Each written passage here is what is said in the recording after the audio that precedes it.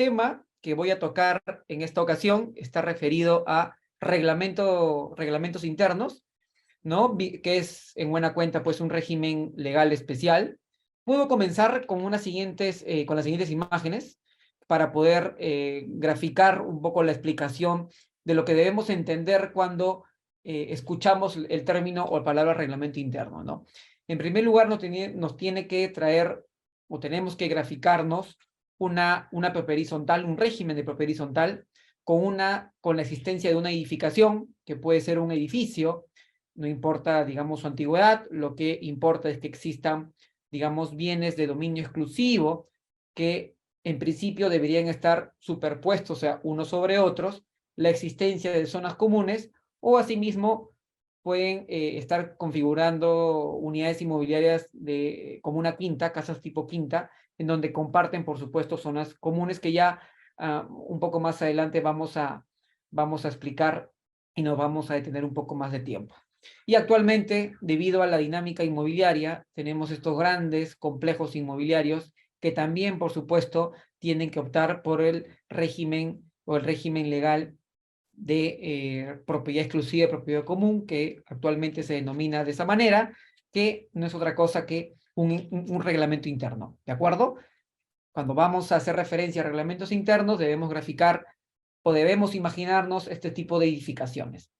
Hay excepciones que también lo vamos a ver un poquito más adelante. Pues bien, el contenido de la presente charla, digamos, lo hemos esquematizado de la siguiente manera. En primer lugar, una remisión muy tangencial de la base legal, algunos conceptos previos que consideramos importantes, los requisitos para algunos actos vinculados con el reglamento interno, constitución, su adecuación, su modificación, así como la regularización del reglamento interno, otros supuestos donde vamos a conversar un poco sobre aquellos otros casos en donde no necesariamente existir edificación, pues calzan con un supuesto excepcional para que se constituya un reglamento interno.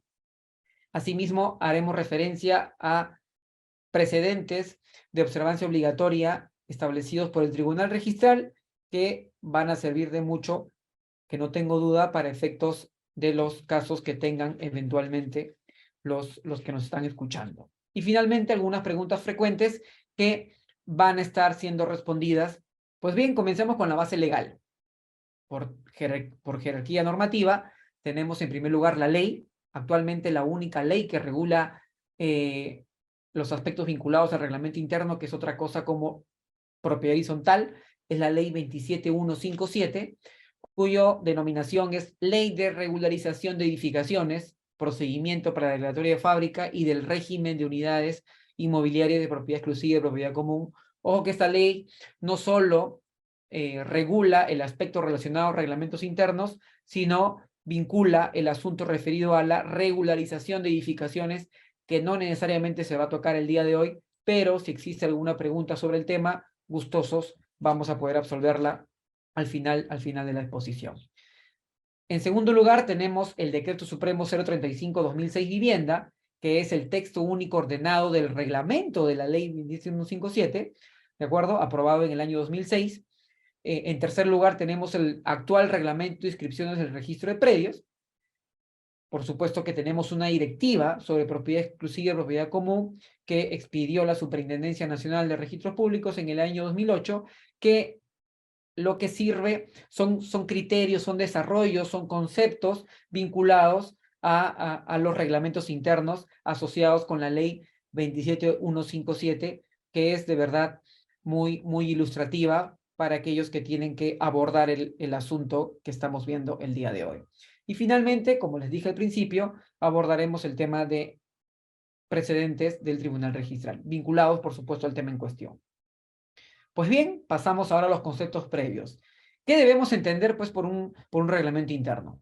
El reglamento interno no es otra cosa que un acto constitutivo de propiedad horizontal. Ojo que la denominación de propiedad horizontal es una denominación que nos da la doctrina vinculada a este tipo de actividad económica inmobiliaria, ¿de acuerdo? Entonces, el reglamento interno no viene a otra cosa a ser que un acto constitutivo de propiedad horizontal que a su vez constituye o representa un negocio jurídico por el cual, digamos, se plasma la voluntad de propietarios o de un propietario único, ¿no? Destinado a establecer determinadas reglas y obligaciones que van a regular, van a facilitar y van a permitir la existencia de unidades inmobiliarias de aprovechamiento exclusivo con la existencia de bienes comunes. A su vez, tenemos que este reglamento interno tiene unos aspectos obligacionales y tiene una eficacia real, ¿de acuerdo? La eficacia real está vinculada al ejercicio del derecho de propiedad, porque lo más convencional es que uno ejerza su propiedad, digamos, dentro de las limitaciones legales, pero sin que tenga que consultar o compartir o ponerse de acuerdo para efectos de la utilización de determinados bienes comunes. Sin embargo, este reglamento interno lo que obliga es a la existencia de que se deba compartir, digamos, o que se debe permitir que el dominio exclusivo se comparta con uno, dos o más propietarios según cuántas unidades inmobiliarias existan en una edificación y, claro, sobre estas se escriban derechos de propiedad. ¿De acuerdo? Y podríamos decirlo que el reglamento interno de propiedad exclusiva, propiedad común o el reglamento de propiedad horizontal es un régimen especial de propiedad. Pues bien, ¿cuáles son los elementos esenciales que deben estar presentes en un reglamento interno? Conforme le he venido exponiendo, estamos hablando de bienes exclusivos, unidades inmobiliarias, entiéndase, tales como departamentos. Esa es una imagen que extraje del internet, donde va a servir la explicación. Pues, ¿no? Departamentos superpuestos, cada uno con aprovechamiento independiente, y la existencia de bienes comunes, que sería un segundo elemento esencial, que van a servir de acceso o de utilización, utilización, digamos, común para toda la edificación. Y, por supuesto, tiene que existir construcción, edificación. Entre paréntesis, salvo excepciones, porque vamos a ver más adelante. Entonces, tenemos que el reglamento interno es un régimen legal especial de propiedad que nos va a permitir coexistir bienes exclusivos con bienes comunes y, por supuesto, estos van a acceder al registro de forma independiente, para lo cual deberá necesariamente constituir un reglamento interno. ¿Qué unidades inmobiliarias debemos tener en cuenta? No solamente pueden ser departamentos, sino también pueden ser casas en quintas, casas en copropiedad, centros o galerías comerciales, otras unidades con bienes comunes, como por ejemplo actualmente en los proyectos inmobiliarios a veces ya se conceptúan no solamente departamentos, depósitos, sino también estacionamientos para bicicletas. Digamos que la creatividad o la libertad no es una cláusula cerrada. De ahí que la norma permite o reconoce a otras unidades inmobiliarias con bienes comunes. Y por supuesto, son unidades inmobiliarias que no necesariamente deben tener un uso en específico de vivienda residencial, sino puede ser de otro permitido por la municipalidad a través de los instrumentos de zonificación correspondientes. Pues bien, esta ley 27157 reconoce dos tipos de regímenes, ¿de acuerdo? Entonces, estamos hablando que el reglamento interno,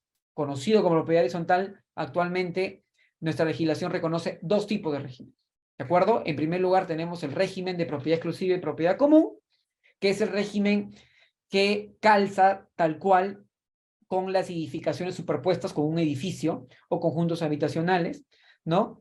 Obviamente tiene que tener un reglamento interno y, como consecuencia natural de la constitución de un reglamento interno que se van a independizar unidades inmobiliarias de dominio exclusivo, se va a crear una junta de propietarios. Que entiendo este tema, lo van a tocar en la siguiente sesión. ¿De acuerdo? Un elemento característico de este régimen de propiedad exclusiva y propiedad común es que el terreno sobre el cual se levanta o se ha construido o existe esta construcción es común para todas las unidades inmobiliarias.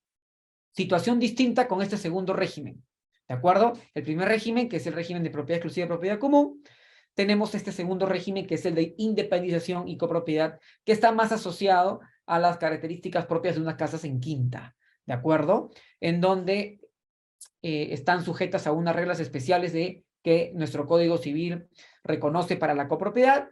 Sin embargo, se pueden establecer también algunas características que los propietarios convengan o el propietario constructor convenga en el reglamento interno. Y un detalle importante que lo diferencia del anterior es pues que el terreno que es común en este régimen de independización y copropiedad solo es aquel espacio que ocupan las zonas comunes y no aquel espacio sobre el cual existen las unidades inmobiliarias. Porque aquí no estamos hablando de propiedades superpuestas de aprovechamiento individual. Son espacios desde el nivel cero del suelo sobre el cual se levantan edificación y cada uno es dueño exclusivo del área o del suelo sobre el cual se levanta esta edificación. Que no es una situación que sucede de la misma manera en los edificios, ¿no? Porque uno es titular de dominio exclusivo, digamos, sobre el espacio que tiene, más no sobre el terreno que es de dominio común. ¿Qué es lo que tiene que contener el reglamento interno? El contenido del reglamento interno lo podemos encontrar en las normas que ya le mencioné, en primer lugar, o puntualmente en el artículo 153 del Decreto Supremo 035/2006 Vivienda, en donde hay una lista de aspectos que debemos tener en cuenta. Los esenciales son los que a continuación pueden ver en la lámina. La relación de unidades inmobiliarias, aquellas que son de dominio exclusivo y por supuesto aquellas unidades o bienes comunes. Se tiene que contemplar cuáles son los derechos, las obligaciones de los propietarios, las limitaciones en cuanto al uso, al destino de los bienes comunes, asimismo al destino propio de las secciones de propiedad exclusiva. ¿De acuerdo? Se pueden establecer determinados reglamentos especiales, como por ejemplo, los muy comunes son vinculados a obras o al uso, pero ahora muy en día pueden estar vinculados a un manual de convivencia o respecto a la tenencia de mascotas, por ejemplo, ¿no? Otro aspecto que se puede contener o debería contener el reglamento interno son los relacionados a los servicios comunes. ¿De acuerdo? Más limpieza, seguridad y otro que, digamos, no hay una lista cerrada, eso ya va a depender del concepto del proyecto inmobiliario que se vaya a querer crear. ¿De acuerdo? Luego también tenemos los porcentajes de participación sobre los bienes comunes y sobre los gastos comunes. Un poco más adelante vamos a también hablar un poco más sobre esto. Luego, el régimen vinculado a la junta de propietarios. ¿Por qué? Porque estas unidades inmobiliarias que van a existir en este reglamento interno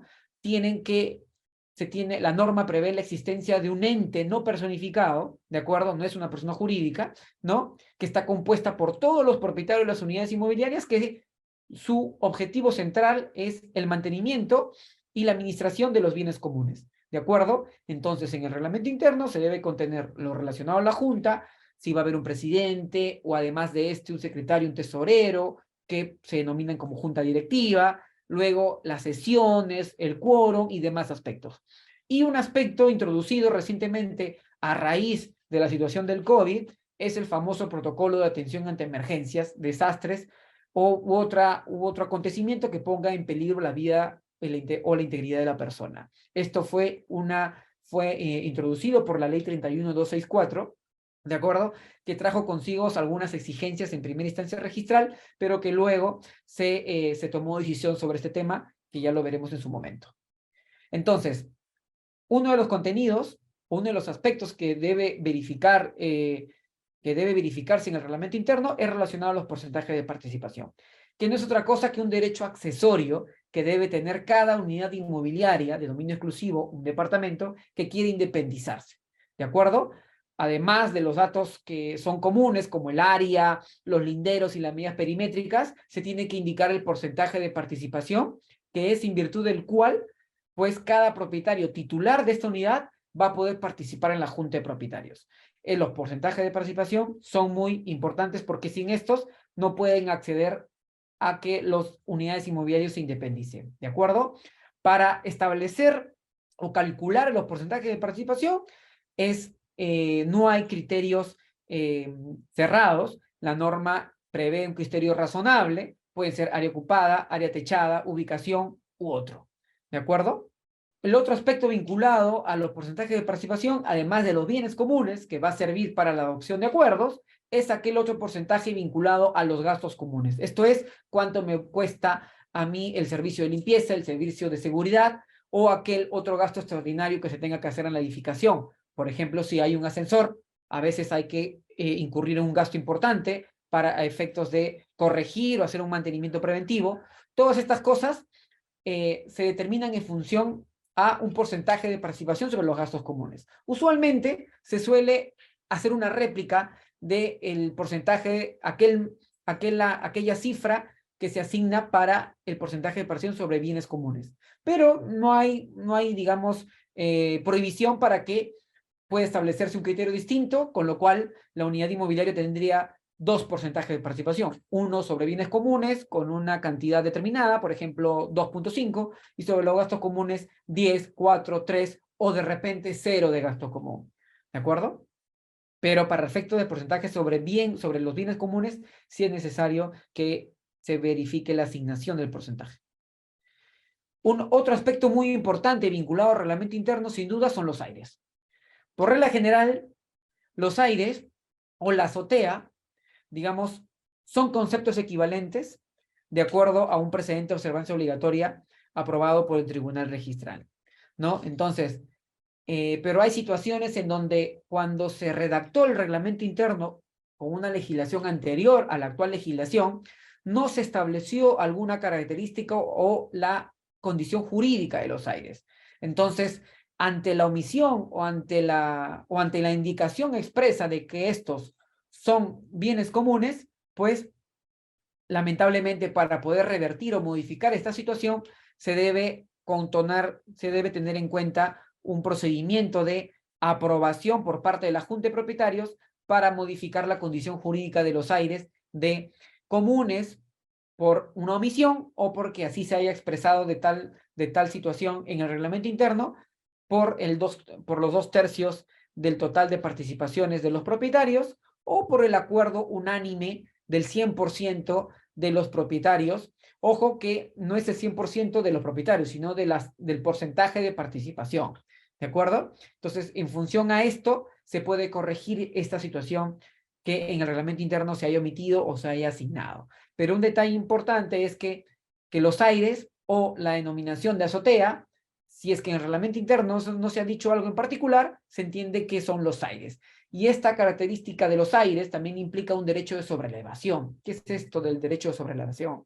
Imaginémonos que nosotros somos propietarios de la última unidad ubicada al final de la edificación o en lo más alto de la edificación, y resulta que también a mí en mi título de propiedad o en la parte independizada, decía aires o unidad inmobiliaria compuesta por tal nivel y aires.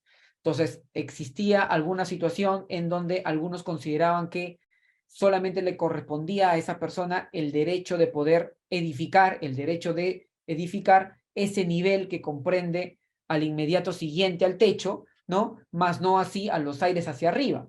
Sin embargo, cuando hablamos de aires, que es un concepto equivalente a azoteas, también debemos hacer referencia o recordar que esto implica la posibilidad de explotar económicamente dentro de la proyección vertical de la unidad inmobiliaria hacia arriba, por supuesto, a favor del titular registral y no necesariamente sería un bien común. ¿De acuerdo? ¿Qué actos inscribibles tenemos que podemos,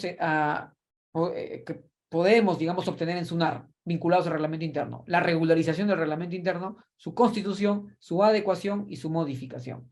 ¿Son posibles otros actos? Un manual de convivencia. Como tal, no es posible escribir un manual de convivencia, pero sí se sugiere que esto sea a través de una modificación al reglamento interno, con lo cual se puede incorporar un reglamento especial que sería el manual de convivencia. ¿De acuerdo?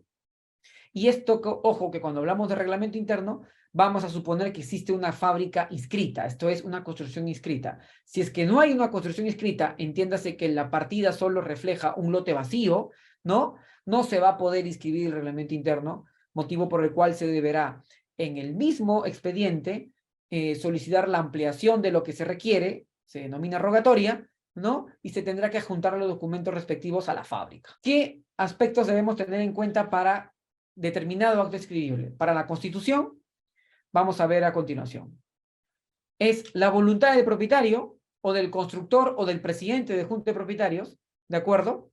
Plasmada en un documento, el cual a su vez, dependiendo, como estamos hablando que el reglamento interno implica la existencia de unidades inmobiliarias con bienes comunes, por supuesto se tendrá que adjuntar los documentos vinculados a la independización, pero ya presuponemos que existe una fábrica, ¿de acuerdo? Entonces, la voluntad del propietario o del empresario, del constructor o del presidente de la junta de propietarios, ¿de acuerdo?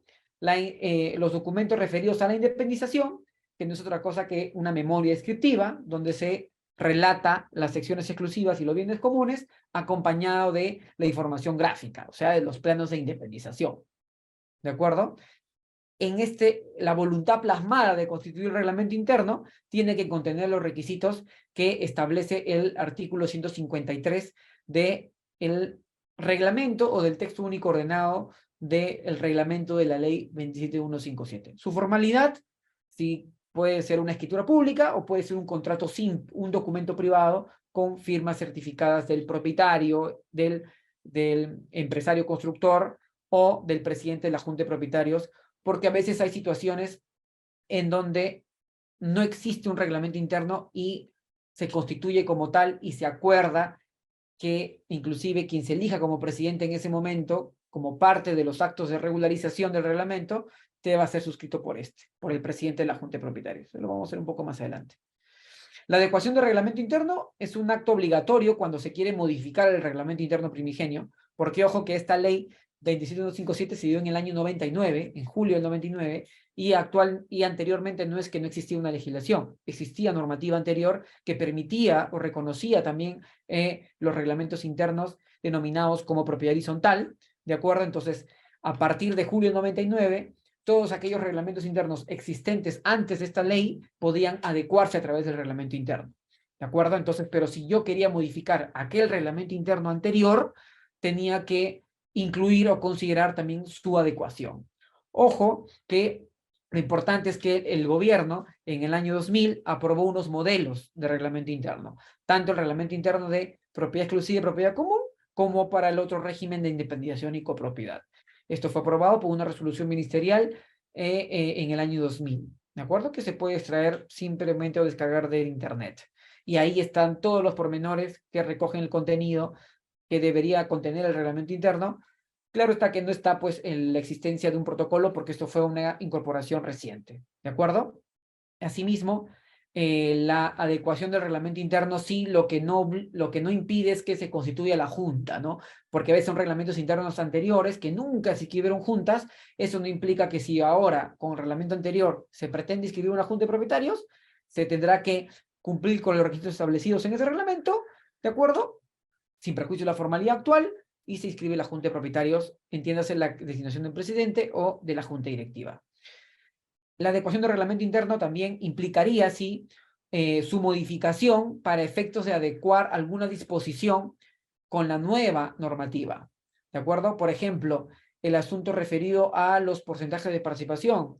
La normativa anterior, algunos reglamentos solamente conceptualizaban, por ejemplo, criterios de área techada, ¿de acuerdo?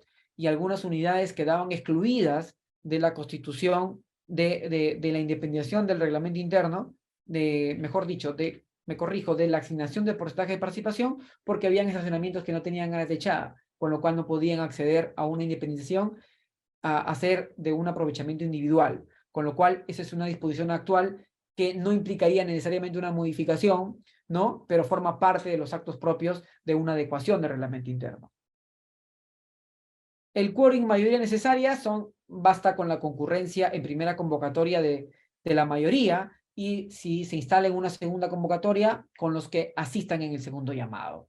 Y los acuerdos siempre se van a adoptar por mayoría de los que asistan, ¿no? Pero sí es importante si se instala en primera o segunda convocatoria la reunión de propietarios en donde acuerdan adecuar el reglamento interno. Tenemos un segundo acto que es la modificación, por supuesto, que pueden ser por diversos motivos. Una acumulación, una independización, esto es, entiéndase, quiero dividir una unidad inmobiliaria en 2 o en 3, por la ampliación o la remodelación de la edificación que tiene una unidad inmobiliaria, por la construcción en zonas exclusivas o en zonas reservadas, porque deseo que como consecuencia de esta subdivisión de unidades o de acumulación voy a recomponer porcentajes, también son un supuesto de modificación, por transferencia de bienes comunes, que implica una desafectación, ¿de acuerdo? Por supuesto que los bienes comunes, para poder disponer de los bienes comunes, lamentablemente o afortunadamente, la normativa exige una mayoría alta, ¿de acuerdo?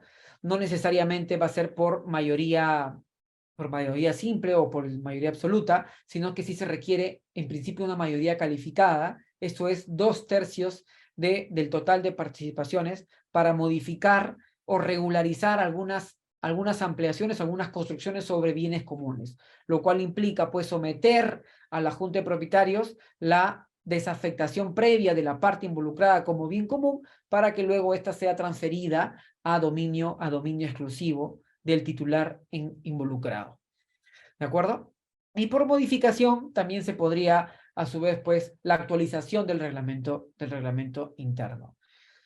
Este es un artículo muy importante que es el 133 del reglamento o del texto único ordenado del reglamento de la ley 27157, que es, digamos, que siempre se va a exigir la aprobación de la Junta de Propietarios y que a su vez la modificación del reglamento interno cuando, por ejemplo, se quieran subdividir o modificar las unidades inmobiliarias, ¿no? Y si es que en el reglamento interno no se ha establecido una cláusula autoritativa para modificarlo de forma unilateral, sin la participación de todos, tendré que recurrir a la Junta de Propietarios.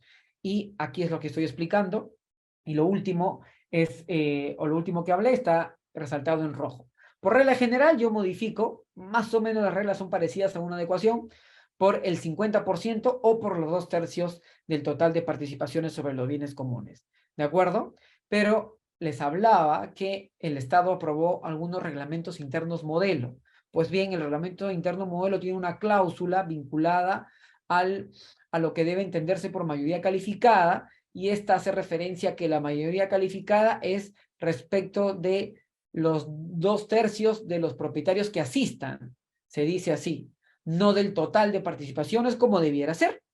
Pero cuando hay reglamentos internos que han utilizado una redacción, digamos, más permisiva, no tan restrictiva como la regulación actual, pues va a prevalecer aquella establecida en el reglamento interno, con lo cual habría que siempre verificar las estipulaciones contenidas en el reglamento interno para efectos de la modificación del mismo. ¿De acuerdo? Para recomponer los porcentajes de participación, no necesariamente se va a exigir en un segundo llamado que se cuente, por supuesto, con la participación de más del 50%, ¿no? Solo en casos muy puntuales cuando hay la recomposición de porcentajes que no implique, por supuesto, afectar el derecho de propiedad de terceros. Ojo que los porcentajes de participación, como les mencionaba, al ser un derecho accesorio de las unidades inmobiliarias, sí es importante que se verifique que estos no sean modificados sin la anuencia del titular registral de la unidad inmobiliaria. ¿De acuerdo? Entonces, en algunos casos en particulares, la mayoría necesaria para modificar los porcentajes de participación o el reglamento interno no siempre serán los mismos. Y bueno, cláusula autoritativa, no, como les mencionaba hace unos momentos, si es que existe una cláusula en cuestión donde habilita a que cada propietario pueda modificarlo por su cuenta, no se va a requerir la participación de nadie y basta con que esta modificación del reglamento interno sí se haga a través de una escritura pública. La única tingencia es formalidad de la modificación de forma unilateral del reglamento interno a través de escritura pública y siempre y cuando lo permite el reglamento interno inscrito. ¿De acuerdo? En cuanto a la regularización, estamos hablando de situaciones de hecho, de acuerdo, edificaciones inscritas, donde hay unidades inmobiliarias inscritas e independizadas, pero que tienen las características para que debió existir un reglamento interno, pero por alguna situación en particular no se constituyó su reglamento interno y al día de hoy, pues, para querer hacer o ejercer algún acto de actualización o una ampliación de fábrica o una modificación de un dato físico de la unidad inmobiliaria, dependiendo de cada caso, sí va a ser necesario la regularización de un reglamento interno porque no existe el reglamento. Entonces, digamos que la normativa actual también permite la posibilidad de regularizar un reglamento interno cuando no existe. ¿De acuerdo? Entonces, este debe ser otorgado en principio por todos los propietarios de las unidades inmobiliarias. Sin embargo, basta que también puedan ser por la mayoría de los que asistan, y el conteo aquí, como no hay un reglamento interno, ergo no hay un porcentaje de participación, porque les hablaba que las unidades inmobiliarias para que se independicen tienen que verificarse la asignación de porcentaje de participación, y eso cuando se asigna en el reglamento interno. Si no hay un reglamento interno, no hay porcentaje de participación. Pues bien, ¿cómo se hace el cálculo del de los acuerdos. Ahí sí se exige una presunción de igualdad de participaciones y se utiliza el conteo por cabezas, ¿no? Para el cálculo de adopción de un acuerdo válido de regularizar el reglamento interno.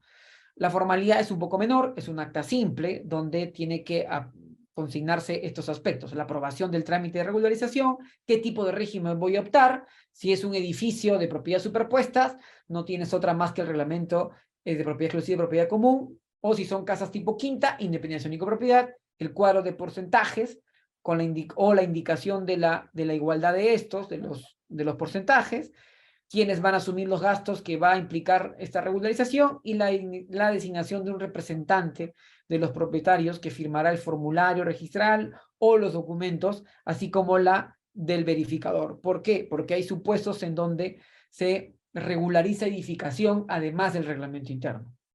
¿De acuerdo? Estos son lo esencial, además de otros actos que ya, de acuerdo a cada caso, se puede considerar. La publicidad y sus efectos, si es aprobado por todos, no se requiere una publicación.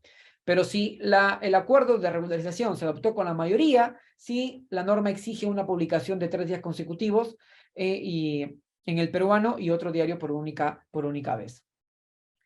Otros supuestos, disculpen si estoy corriendo, pero hay mucha información sobre reglamentos internos y quisiera ir un poco más rápido y por supuesto que cuando responda las preguntas me va a permitir reforzar algunas ideas. Otros supuestos, retornando a la charla de hoy, vinculados al reglamento interno son donde no existe, en principio, una edificación y asimismo aquellos reglamentos internos que implica pluralidad, o sea, no solamente de un solo reglamento, sino otros reglamentos internos o varios reglamentos internos que a su vez engloban o hacen conjunto de uno de tipo general. ¿De acuerdo? Primer supuesto, subdivisión. La norma permite que a través de una resolución municipal que permita o que se pida independizar predios tipo quintas, si la norma exige la constitución previa de un reglamento interno. Pero claro, no se va a exigir aquí pues la necesidad de una construcción previa o que se inscriba conjuntamente la declaratoria de fábrica. Es un supuesto, por ejemplo, de que no necesita construcción para constituir un reglamento interno cuando se presenta resolución de subdivisión y se configure, digamos, unidades inmobiliarias tipo quinta.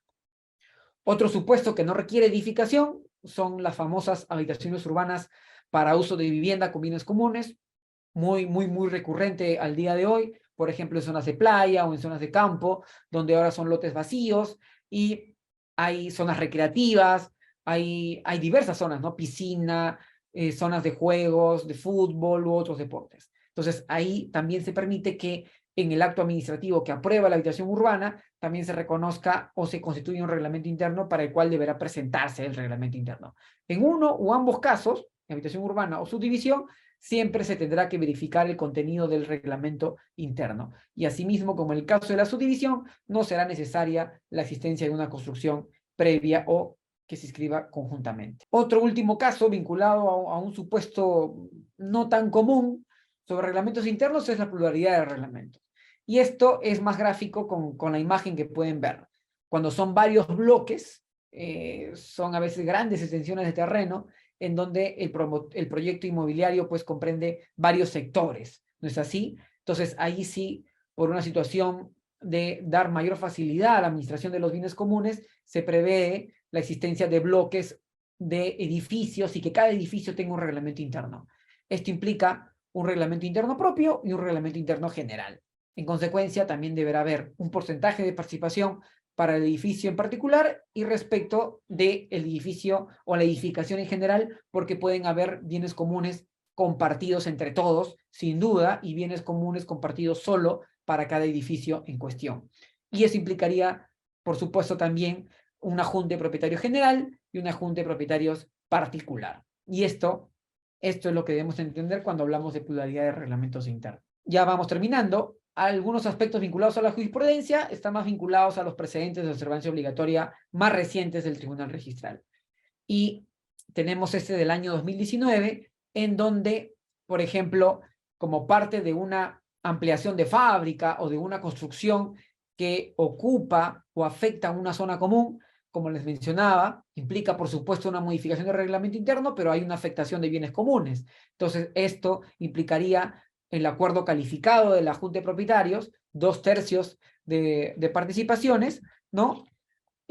Asimismo se deberá juntar, digamos, el acuerdo de la Junta de Propietarios y la existencia de la transferencia de propiedad que tendrá que hacerse a través de una escritura pública. Esta escritura pública tendrá que ser firmada, por supuesto, en principio por el presidente u otra persona que se designe en la propia Junta de Propietarios. Puede ser un propietario distinto al presidente, que duda cabe, ¿no? Otro acuerdo, otro criterio, porque este no es un precedente de observancia obligatoria, el primero sí lo es, el segundo es un acuerdo plenario que está referido, en principio solo vincula a la segunda instancia registral, no vincula a los registradores, pero sirve de criterio interpretativo que puede ser utilizado como un argumento a favor para justificar o sustentar y reconsiderar una observación, que es cuando ya no estamos hablando de zonas comunes que se transfieren a bienes exclusivos, sino es a la inversa. Bienes exclusivos donde yo cedo a favor de la Junta de Propietarios, en consecuencia, áreas comunes. Esto habían criterios en donde decían que no era necesaria una escritura pública, pero esta situación se zanjó y se estableció que al menos como un criterio interpretativo que debería plasmarse una voluntad en una escritura pública de transferencia de propiedad, ya sea a título gratuito u oneroso, en donde la voluntad, por supuesto, de quien es dueño del inmueble o de la parte que se va a convertir en bien común y del presidente de la Junta de Propietarios, que esto presupone, pues, que debería haber un acuerdo también de la Junta de Propietarios, ¿no? Donde se acepte y se encargue que el presidente, pues, suscriba la escritura pública respectiva. Y todos estos documentos, propietario, presidente, Junta de Propietarios, plasmados en un instrumento público, escritura pública, van a facilitar la inscripción registral. Otro aspecto que sí es importante, esto no es digamos, un precedente, un acuerdo, pero sí hay resoluciones muy repetidas en este aspecto, es ¿en qué caso yo debo acreditar notarialmente a los propietarios que no asisten a una junta de propietarios? Esto puede ser, por supuesto, muy relacionado al otro tema de junta de propietarios, pero implica reglamento interno, una modificación del reglamento interno. Entonces, por regla general, yo tengo que cuidar que cuando yo modifico el porcentaje de participación, la norma exige que emplace notarialmente a aquel propietario que no asiste. ¿De acuerdo? Pero eso establece la directiva. Pero esto no lo establece la ley 27157. La comunicación notarial que hace referencia a la directiva, que lo pueden ver aquí, digamos que podríamos decir que ha exagerado o ha incrementado la formalidad. Pero en la segunda instancia ya se ha establecido que, por supuesto, tiene que primar lo que dice la ley, y si la ley no ha establecido que se tenga que notificar notarialmente a los propietarios que no asisten cuando se modifican su porcentaje de participación, no el caso cuando se transfieren bienes comunes, pero sí cuando se modifican sus porcentajes y no asisten, no es necesario que se comunique notarialmente, ergo tampoco se acredite esta comunicación. Esto es, por ejemplo, esa es una resolución antigua, pero es una de las que, digamos, se pueden apoyar como unas ya de las que motivaron que se mantengan criterios reiterativos en esta materia. Otro aspecto es el famoso protocolo ante emergencias sanitarias, que le mencionaba que fue incorporado recientemente a raíz del COVID. Y aquí fue una situación muy complicada porque la norma hacía referencia a que el contenido del reglamento interno tenía que prever un protocolo ante emergencias sanitarias.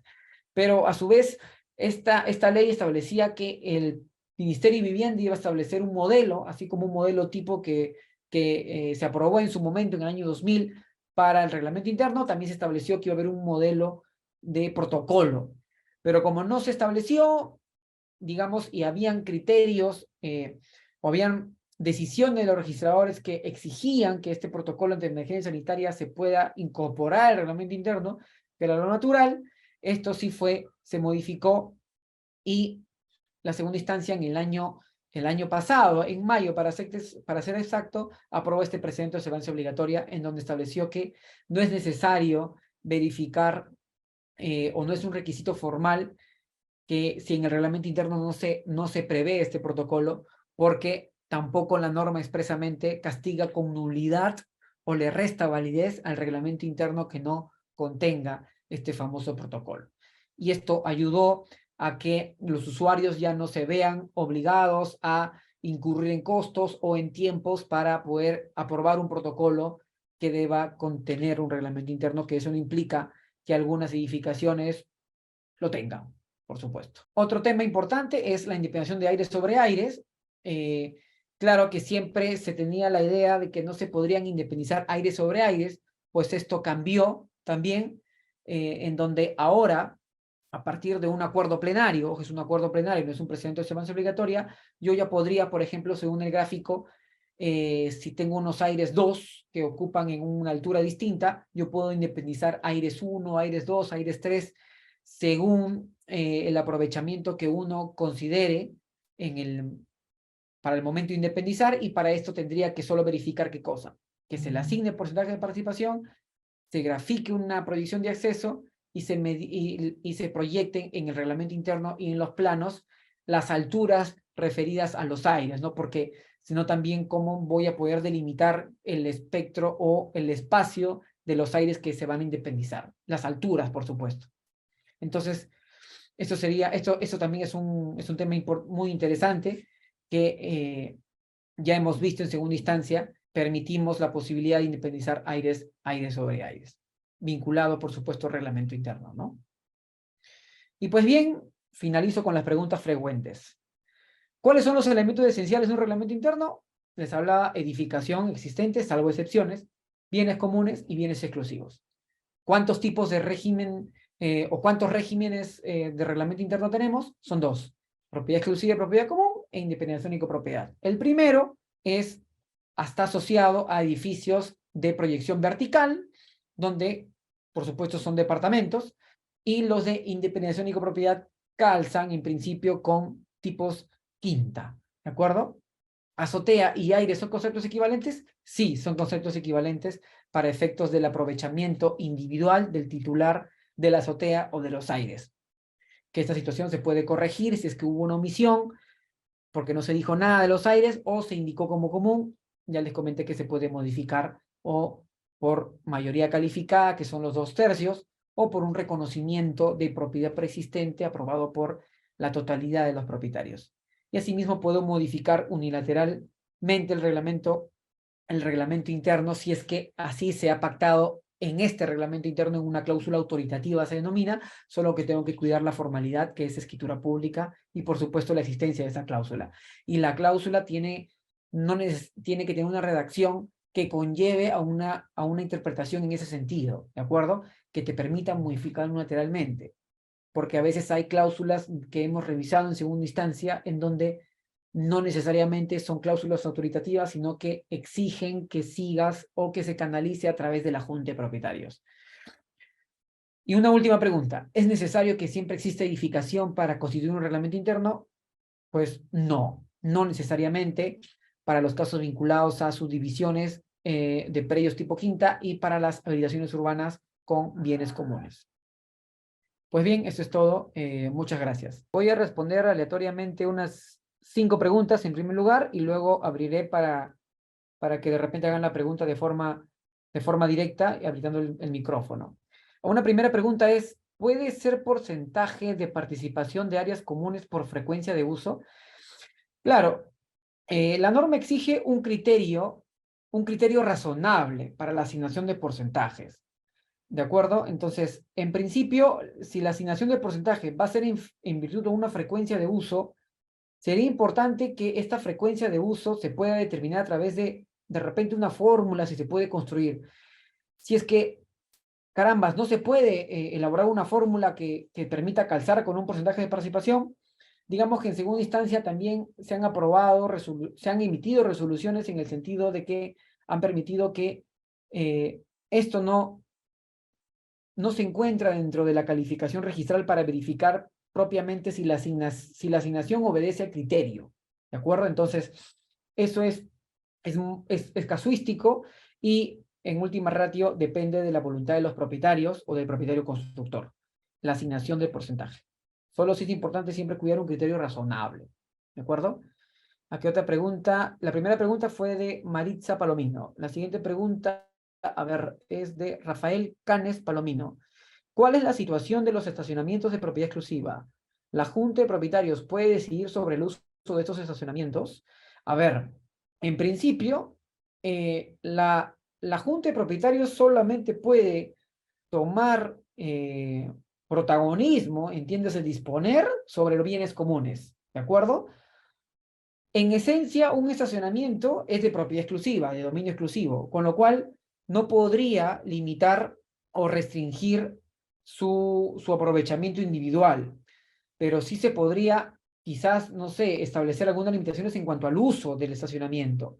A veces eso ya no, ya escapa propiamente de la situación registral, es propia idiosincrasia del edificio. Se podrían establecer que solo debe ser utilizado como tal estacionamiento y no como un depósito. A veces hay estacionamientos que se utilizan como depósito, ¿no?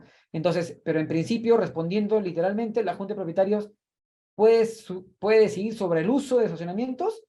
Sí, puede decidir, pero siempre y cuando este uso o esta limitación al uso, en mi opinión, esa es una situación que no necesariamente corresponde verificar a las instancias registrales según lo que entiendo se vaya a plasmar, ¿no? Pero no podría limitar, por ejemplo, la venta, no podría limitar otro aspecto vinculado más allá del atributo propio de la propiedad, pero el uso sí podría limitar su uso. Y esto estaría relacionado al uso mismo de estacionamiento, ¿no? ¿Y cómo se podría limitar el uso? A través de establecimiento de multas, si es que se da un uso distinto. Pero estas cosas, desde mi concepción, no se califican en ser registral, eso ya corresponde a un aspecto extrarregistral. O de repente no entendí la pregunta, si luego habilito y si Rafael deseas, la puedes realizar. A ver, otra pregunta. Aquí hay otra pregunta de María Cristina Cuyo Borda. Buenas noches. Al momento de comprar una casa en un conjunto residencial, dieron con más área de la que aparece en la partida. Y esa área es mayor porque tomaron parte de las áreas comunes. En este caso, ¿qué se debería realizar? Ah, ok. Esta es una inadecuación de la realidad registral con la extrarregistral. Y para corregir esa situación, se tiene que tener en cuenta, por el ejemplo que expones, es seguir un procedimiento de desafectación de zonas comunes, porque al parecer en la realidad la unidad inmobiliaria tendría mayor área y este espacio mayor ocupa una zona común. Entonces deberás verificar qué mayoría se ha establecido en el reglamento interno para poder corregir esta situación, lo cual implica someter a junta de propietarios, hacer una convocatoria, ¿no? 25% de propietarios o convocatoria efectuada por el presidente, someter a consideración la desafectación de la zona común y la consecuencia transferencia de esa parte que estaría siendo de propiedad adicional o que en la realidad le corresponde a esa unidad, y la escritura pública correspondiente, los planos, por supuesto, porque implica una modificación de independización. Y esta aprobación, como le dije, según el reglamento interno, mayoría calificada, 2/3 total de participaciones, o otra distinta que establezca el reglamento. Luego de Luis Chirinos, si la azotea ha sido independizada como área exclusiva y es adquirida para ampliación del último piso, y hay oposición por el resto del edificio por temor al peso de la estructura. A ver, en principio estamos hablando que son propiedades superpuestas. Si tú adquieres la azotea, salvo que exista una disposición distinta del reglamento interno, tú tienes el aprovechamiento hacia arriba sobre la proyección vertical de la unidad inmobiliaria, que en este caso sería una azotea. ¿De acuerdo? Ahora, si hay temor por el resto del edificio, esta verificación en principio debería ser canalizada a través de la autoridad municipal correspondiente, porque si es una edificación nueva, tienes que gestionar tu permiso municipal correspondiente, y la municipalidad va a verificar que es una propiedad superpuesta, entiéndase un edificio, te va a exigir la aprobación de la Junta de Propietarios. Si es que te la exige y obtienes la aprobación de la Junta de Propietarios, considero que ya pierde valor la posibilidad de una oposición por el peso de la estructura que vayas a construir, sin perjuicio de que de repente se comprometa la persona involucrada a tomar las medidas del caso, ¿no? Pero eso ya es una evaluación distinta. Lamentablemente, si no cuentas con la aprobación de la Junta de Propietarios, en teoría no debería concederte la municipalidad la licencia, ¿de acuerdo? Esa es una etapa extrarregistral, pero sí, cuando accede al registro, se deberá presentar la conformidad de obra o la regularización de fábrica por la 2257 según el caso, y el acuerdo de la Junta de Propietarios. Pero sí, acá hay un detalle muy particular. Si, por ejemplo, obtienes la aprobación de la Junta de Propietarios y obtienes un permiso municipal porque se da en un marco de la 29090 y no afecta a zonas comunes, digamos que esto ya no entra en calificación, por ejemplo, no corresponde ya a la instancia registral verificar la adopción del acuerdo porque ya fue calificado por la autoridad municipal. Esto, obviamente, en principio, difícilmente podrás obtener un pronunciamiento a favor en primera instancia, deberías quizás recurrir a una segunda instancia. Luego, otra segunda, creo que ya sería la última, para dar paso a las preguntas. Por micrófono, dice Carolina Jiménez. ¿Qué pasa cuando el reglamento interno fue firmado por un único propietario en el año 2000, pero ese propietario ya falleció? ¿Ese reglamento no tiene validez? A ver, entiendo que es un reglamento interno que accedió al registro, porque se independizaron unidades inmobiliarias. Si el reglamento interno facilitó, como debió ser, la posibilidad de independizar las unidades inmobiliarias, ese reglamento interno, por supuesto que tiene validez y efectos jurídicos propios de la publicidad registral. ¿De acuerdo? Ahora, si ese propietario ya falleció, entendería que de repente la duda es porque las unidades inmobiliarias figuraban o figuran actualmente todavía a nombre de ese titular, de un único titular registral, o bueno, ahí sí ya correspondería previamente sanear la titulación, ya sea a través de una prescripción adquisitiva o de un otorgamiento de escritura pública o según la situación legal de cada propietario que viene poseyendo el inmueble de ese reglamento interno. Pero si no es el caso y las unidades inmobiliarias ya están independizadas, el reglamento interno se lo aprobó en su momento porque facilitó la inscripción de esas unidades, pero a su vez las unidades ya tienen propiedad inscrita a favor de terceros, estos terceros pueden adecuar de repente el reglamento interno o modificar, de ser el caso, y pueden adoptar otras reglas o modificar las estipulaciones de este estatuto, ¿no? Que también se conoce el reglamento interno. Doctor Quincho, vamos a darle la palabra al ingeniero Luis Chirinos. Equipo Muchísimas técnico, gracias, por muchísimas favor. gracias. Gracias, buenas noches, arquitecto. No, era referente al plano que usted acaba de exponer respecto a al doble aire.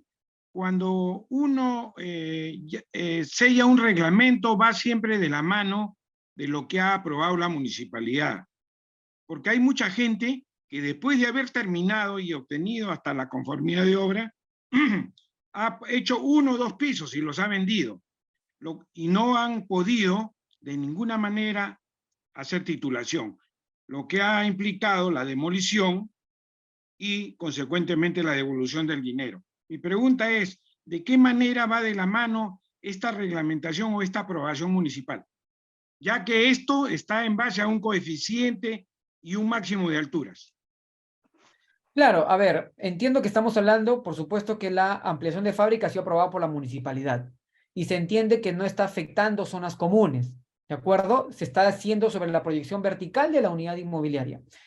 Sí consideramos que en primera instancia podría haber resistencia para que se pueda regularizar la inscripción de esta construcción que se ha realizado, lo cual implica crear dos nuevas unidades inmobiliarias, ¿no? Por ejemplo, pero sí considero que en segunda instancia registral podrías obtener un pronunciamiento favorable porque estamos cumpliendo con que la ampliación de fábrica fue aprobada por la municipalidad, que es un acto administrativo, ¿de acuerdo? La conformidad de obra es un acto administrativo que ya no podría ser verificado por las instancias registrales, pero sí se debe cuidar que no se afecten zonas comunes. Si se respetan las zonas comunes, en ese caso,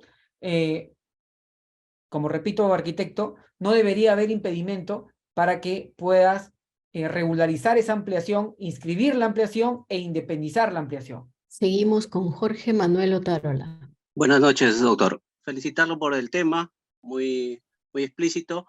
Y también, de repente, señalar de que sobre esto hay mucha casuística, doctor, y de repente 2 horas es muy poco, ¿no? De repente la escuela de capacitación implemente más horas, porque realmente Lima está lleno de condominios casi, y casuística hay un montón. Por eso es la cantidad de preguntas que de repente tiene a través del chat, ¿no? De repente se puede hacer otro curso con muchas más horas para que pueda usted explayarse en determinados temas como convocatoria específicamente, sesiones, ¿no? Que le permitan explayarse de la mejor manera. Pero aprovechando, quería hacerle una consulta. Yo no sé cuál va a ser el criterio del Tribunal Registral ahora que se acaba el estado de emergencia respecto a las sesiones virtuales, porque tanto el decreto de urgencia que aprobó las sesiones virtuales como la modificación de la Ley General de Sociedades habla del estado de emergencia, que se da la posibilidad. Si ya el 25 acaba el estado de emergencia, quiere decir de que ya aquellos reglamentos internos que no tienen o asociaciones que no tienen en sus estatutos la adecuación o la posibilidad de hacer sesiones virtuales ya no van a tener acogida registral, o de repente el tribunal está sosteniendo de que la Ley General de Sociedades sí lo está permitiendo, pero ahí, según las resoluciones que yo he leído, siempre se amparan en el estado de emergencia. Si ya el estado de emergencia va a desaparecer, ¿cómo quedaría el tema de las sesiones virtuales, ¿no? Sí, Me gustaría saber. gracias, doctor. En efecto, los criterios o las resoluciones que ha aprobado la segunda instancia están vinculados a un estado de emergencia, ¿de acuerdo? Pero como bien también usted ha hecho referencia, hay una ley que está vigente, que es la que modificó la Ley General de Sociedades, que digamos inclusive derogó un decreto de urgencia que se aprobó en su momento cuando se dieron la situación de la pandemia, que motivaban a no poder hacer sesiones presenciales. Yo considero que esta ley, que no me acuerdo el nombre, pero es la que modifica y la que permite llevar a cabo sesiones virtuales, sí podría seguir utilizándose para justificar que las sesiones en este caso, de juntas de propietarios, se consideren y tornen válidas. Porque la esencia o la finalidad de esta ley es siempre y cuando no exista una disposición distinta en el reglamento interno, por supuesto, o en el estatuto para el caso de sociedades, ¿no? Si en el reglamento interno hay una omisión o no se dice o no se ha prohibido necesariamente esa situación, considero que pese a que la emergencia sanitaria ha concluido, esta ley no necesariamente está vinculado a ello, ¿no? Entonces, discúlpeme, doctor Jorge, si no tengo el número de ley en cuestión, pero yo considero que una interpretación finalista de esta ley sí podría todavía justificarse la posibilidad de que se permitan sesiones no presenciales, pese a que el estado de emergencia ya está próximo a concluir. Luego de Cristian Miñope, volvemos a la lectura de preguntas. Adelante, Cristian Miñope. Buenas noches. Hola, ¿cómo estás? ¿Qué tal, doctor? Buenas noches. Mire, yo tengo una consulta respecto a un tema que lo mencionó usted. En el reglamento modelo, específicamente en el artículo 18, ¿no?, se hace mención respecto a la mayoría calificada que está conformada por los 2/3 de los propietarios presentes. Yo ahí, en base a ese tema, yo tengo una discrepancia, porque yo considero que no debería ser los 2/3 de los propietarios presentes, sino del porcentaje de participación. ¿Qué pasaría? Supongamos que se inicia una sesión con un 51%, ¿ya? Entonces, si el acto va a ser una modificación de un reglamento interno, ya sea por una conversión de áreas comunes a propiedades exclusivas, necesariamente tiene que ser 2/3 de propietario, porcentajes de participación, porque mire, si de ese 51% nosotros calculamos los 2/3, o sea, simplemente ahí los demás propietarios se van a ver perjudicados porque ellos no están participando, ¿no? Si no, en el peor de los casos, imaginemos que en una primera convocatoria no se llega al 50+1, sino se llega a un 30%. Más aún todavía no se puede tomar un acuerdo de una modificación de reglamento interno justamente por ese tema, ¿no?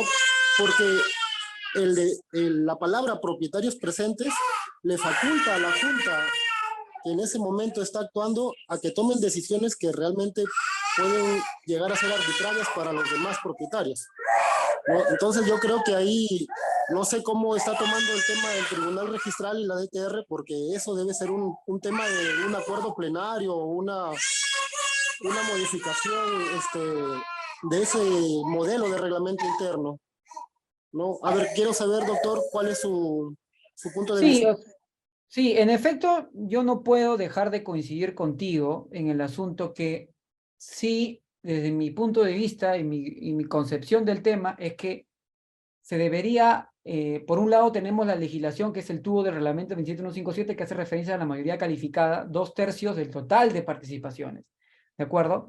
Pero también ya hay resoluciones reiteradas del Tribunal Registral en el sentido que hacen prevalecer la redacción, lamentablemente, por así decirlo, defectuosa del reglamento interno a raíz del reglamento interno modelo. ¿De acuerdo? El reglamento interno modelo que hace referencia a 2/3 partes de los propietarios presentes. Y el Tribunal Registral construyó un argumento a partir, digamos, del principio de legitimación de los asientos registrales, porque este reglamento interno accedió al registro, por lo cual tiene plenos efectos, y asimismo, actualmente podríamos hablar también de un principio de prescripción que fue incorporado, pues, recientemente también por una ley cuando se modificó el artículo 2011 del Código Civil. Entonces, mi opinión, yo sí suelo ser, o me inclinaría por una posición, digamos, más restrictiva del tema, porque la finalidad detrás está cautelar, por supuesto, la adopción de acuerdos de trascendencia para la armonía de un edificio o de un régimen de propiedad exclusiva de propiedad común. Pero digamos, por el otro lado, también mientras no se haya propuesto una situación en contra que desee apartarse de esa resolución del Tribunal Registral que se sigue pues refrendando como criterio reiterativo, no creería que no veo un panorama que en la segunda instancia se pueda revertir, ¿de acuerdo? Pero sí por el lado de aquellos propietarios afectados, lamentablemente también hay que tener en cuenta que el registro no es un ente que pueda dirimir conflictos en esencia, ¿de acuerdo? Por un lado también debemos facilitar las inscripciones, entonces aquella persona o aquel usuario que se sienta perjudicado por una acción, por una decisión, en este caso de la Junta de Propietarios, tendrá que lamentablemente, porque no habría otra opción mientras no se cambien el criterio, no se adopte una posición en contrario, tendrá que recurrir a la vía judicial correspondiente para cuestionar, digamos, la decisión de la Junta de Propietarios utilizando una cláusula o redacción defectuosa del reglamento interno, que inclusive es un reglamento interno modelo aprobado por una norma. Ojo que también podría también de repente considerarse que se modifique quizás ese reglamento interno modelo para efectos de que los nuevos reglamentos internos que se siguen inscribiendo en SUNAR, que la gran mayoría suele utilizar el reglamento interno modelo, y dicho sea de paso, cuando hay cláusulas tipo, tomando en cuenta el reglamento interno modelo, también hay resoluciones que dicen que se recoge el criterio de que si son cláusulas tipo,